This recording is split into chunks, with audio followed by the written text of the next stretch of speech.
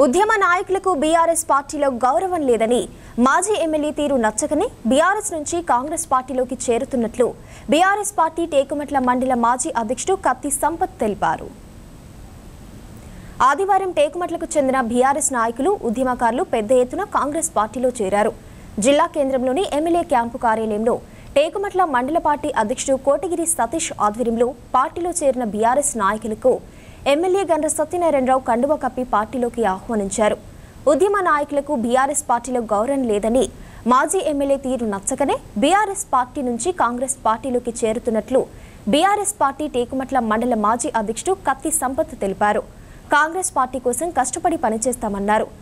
తెలంగాణ రాష్ట్ర సమితి 2001 నుండి తెలంగాణ కోసం అనేక కేసులు ఉద్యమంలో చీలకు వెళ్లి తెలంగాణ రాష్ట్రం కోసం ఆర్నిశలు కృషి చేసినటువంటి వ్యక్తులను సిరికొండ మధుసూచారి గారి ఆధ్వర్యంలో మీరు భూపాలపల్లి నియోజకవర్గంలో మరి మదన్నకు విన్నట్టుగా మేము పనిచేసినాం. కాంగ్రెస్ పార్టీలో గెలిచి టీఆర్ఎస్ పార్టీలోకి వచ్చినటువంటి గండ్ర రమణారెడ్డి గారు కేవలం భూ కబ్జాలు అయితే ఎట్లా చేసిలో టీఆర్ఎస్ పార్టీని కూడా అట్లే కబ్జా చేసి ఉద్యమకారులను పార్టీ నాయకులను అనగదొక్కడం తప్ప మరి ఆయన అభివృద్ధి చేసింది ఏమి లేదు ఈ ప్రాంతంలో.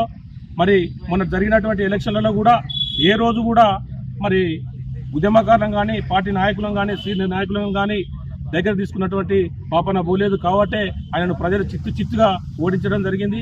రమణారెడ్డి గారు జిల్లా అధ్యక్షురాలు మరి వారి సతీమణి అయినటువంటి జ్యోతి గారు కూడా ఏ రోజు కూడా మరి జిల్లా కమిటీ మీటింగులు కానీ తెలంగాణ రాష్ట్ర సమితి మరి కార్యకర్తలను కానీ ఏ రోజు పట్టించుకున్న పాపన లేదు. వాళ్ళ భూ కబ్జాలు వాళ్ళ సొంత ప్రయోజనాల కోసం తప్ప నిజంగా పార్టీ ప్రేమతోనే వాళ్ళు టీఆర్ఎస్ పార్టీలోకి రాలేదు.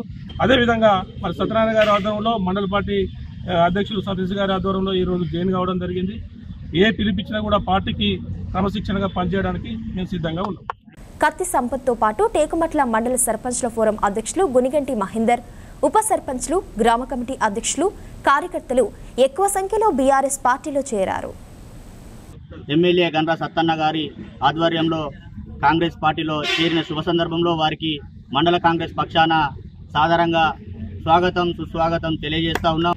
ఈ ప్రాంతంలో మాజీ శాసనసభ్యుడిగా ఎవరిని గుర్తించకుండా తన కోసం తన గెలుపు కోసం 2018 ఎన్నికల్లో తన కోసం పనిచేసిన నాయకులను అనగదొక్కుతూ ఇటు ఉద్యమకారులను బీఆర్ఎస్ పార్టీలోకి వెళ్ళి వాళ్ళని అనగదొక్కి అక్రమ కేసులు బనాయించి మొన్న తెలంగాణ భవన్లో శుద్ధ నీతి వ్యాఖ్యలు పలుకుతూ ఉన్నాడు.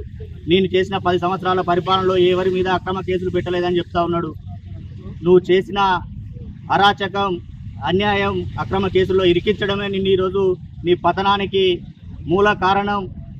ఈరోజు భూపాలపల్లి నియోజకవర్గ ప్రజలు నిన్ను చీదరించుకొని నీకు చిత్తుగా నిన్ను ఓడించి గండ్ర సత్తన్న గారిని భారీ మెజారిటీతో గెలిపించిన సందర్భంలో ఉద్యమకారులంతా ఈరోజు కాంగ్రెస్ పార్టీలో చేరుతూ సత్తన్న నాయకత్వాన్ని బలపరుస్తూ ఉన్నారు.